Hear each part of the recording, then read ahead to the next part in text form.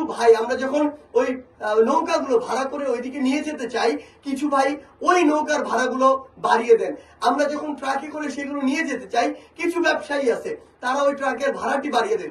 আমি আপনাদেরকে একটা প্রশ্ন করতে চাই, এত নিচু মন মানসিকতা নিয়ে আপনারা সে চলেন কিভাবে? এই যে অর্থ মানুষের সংকটপূর্ণ সময়ে আপনার যে অর্থটুকু আরো বেশি লাভ করতে চান, এই অর্থগুলো আপনার হজম হবে কিভাবে? আপনি কি চিন্তা করেন না যে সৃষ্টিকর্তা যদি চায় তাহলে আপনাকে আপনার এই যে এত এত অর্থ সব একটি মাত্র অসুখের মাধ্যমে কেড়ে নিতে পারে? আমার যে ভাইরা বাংলাদেশের আজকে দক্ষিণবঙ্গের কথা বলি, সিলেটের কথা বলি, কিংবা হয়তো উত্তরবঙ্গে এটি খুব দ্রুত শুরু হতে পারে, যে ভাইরা বন্যা কবলিত রয়েছে, আমি পুরো বাংলাদেশের মানুষকে অনুরোধ করছি, হ্যাঁ আপনারা অসংখ্য ব্যবসা করেন, আপনাদের অসংখ্য চিন্তা ভাবনা রয়েছে, কিন্তু এই দুর্যোগপূর্ণ সময়ে জাতির কিংবা রাষ্ট্রের এই সংকটকালীন একটি সময়ে আপনারা আপনাদের ওই ব্যবসার হিসাবগুলো, এই চিন্তাগুলো একটু দূরে রাখুন। আমরা এখনো দেখতে পাচ্ছি কিছু ভাই আমরা যখন ওই নৌকাগুলো ভাড়া করে ওইদিকে নিয়ে যেতে চাই, কিছু ভাই ওই নৌকার ভাড়াগুলো বাড়িয়ে দেন। আমরা যখন ট্রাকে করে সেগুলো নিয়ে যেতে চাই, কিছু ব্যবসায়ী আছে তারা ওই ট্রাকের ভাড়াটি বাড়িয়ে দেন। আমি আপনাদেরকে একটা প্রশ্ন করতে চাই, এত নিচু মন মানসিকতা নিয়ে আপনারা সে চলেন কিভাবে? এই যে অর্থ মানুষের সংকটপূর্ণ সময়ে আপনার যে অর্থটুকু আরো বেশি লাভ করতে চান, এই অর্থগুলো আপনার হজম হবে কিভাবে?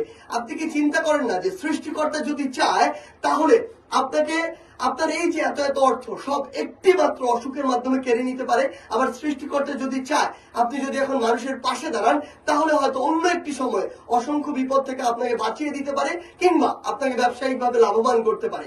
তাই মানবিক দিক থেকে চিন্তা করে হোক, নৈতিকতার দিক থেকে চিন্তা করে হোক, এই আপনার অতি ব্যবসায়ী মনোভাব, অতি মুনাফাখোর যে মনোভাব, এগুলো থেকে দয়া করে বের হয়ে আসুন। এটি শুধু মানুষের সমস্যা নয়, এটি একটি দেশের সংকটকালীন সময়, এবং আমরা সকলে যদি একসাথে কাজ করি তাহলে এই সংকট আমরা উতরে যেতে পারবো। এবং আমার প্রশাসনের যে ভাইরা কিংবা স্বেচ্ছাসেবক যে ভাইরা ওই বন্যার্ত এলাকাগুলোতে গিয়েছেন, আপনারা যারা আপনাদের জীবন দিয়ে চেষ্টা করছেন আসলে আমাদের ভাই বোনদেরকে সেভ করার জন্য, আপনাদের সহ আর্মি বলি, কোস্টগার্ড বলি, নৌবাহিনী বলি, যারা ওই জায়গাগুলোতে কাজ করছেন, আপনাদের প্রতি একটি অনুরোধ, আপনারা গ্রামে গ্রামে গিয়ে, পাড়ায় পাড়ায় গিয়ে সবার আগে আমার ওই ভাই বোনদেরকে উদ্ধার করার ব্যবস্থা করুন। আশ্রয় কেন্দ্রগুলোর যে দ্বিতীয় তলা, তৃতীয় তলা, এগুলোতে নিয়ে এসে রাখার ব্যবস্থা করুন। কারণ আমরা ইতিমধ্যেই জেনেছি যে নিচ তলাগুলো যেগুলো রয়েছে আশ্রয় কেন্দ্রের, সেগুলো ইতিমধ্যে আসলে পানি দিয়ে পূর্ণ হয়ে গিয়েছে। তাই আমরা আমাদের জায়গা থেকে অনুরোধ করছি যে আমাদের ভাই বোনদেরকে সেভ করে নিয়ে আসুন।